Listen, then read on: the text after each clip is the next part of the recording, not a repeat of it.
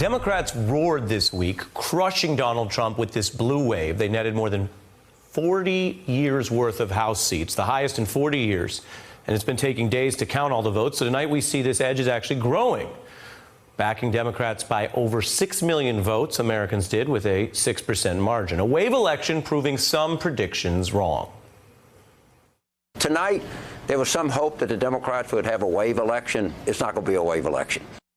But it was going to be a wave election, a fact which is about to reshape Washington, as we've been reporting on this show this week.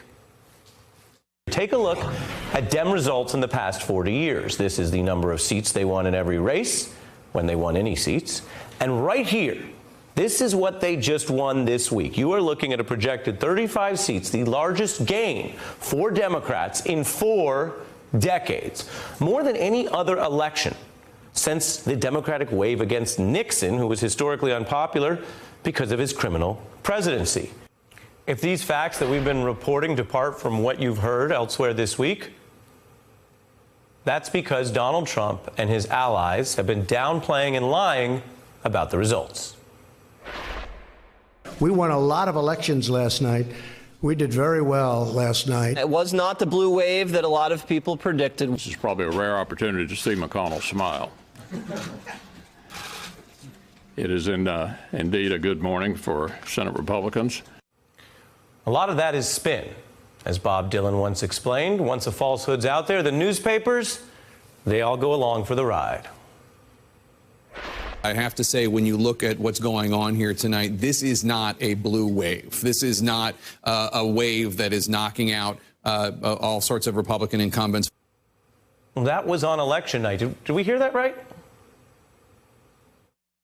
This is not a blue wave. This is not a wave that is knocking out all sorts of Republican incumbents. The point here is not which particular people missed the wave or hyped early predictions instead of waiting to see what the voters actually said. You could see the headlines. Some of the best outlets in the press did that, including the Washington Post, and we rely on their reporting all the time.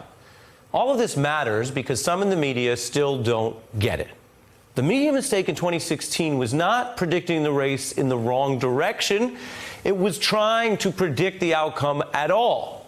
And now if pundits think their mistake was underestimating Trump in their predictions, and they're correcting that by underestimating the blue wave in their predictions, guess what? They're all still predicting instead of listening.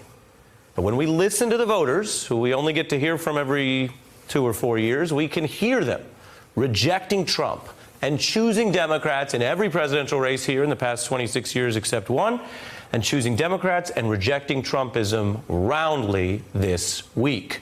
Hey, I'm Ari Melber from MSNBC. You can see more of our videos right here, or better yet, subscribe to our YouTube channel below. You could have been anywhere in the world, but you're here with us, and we appreciate that.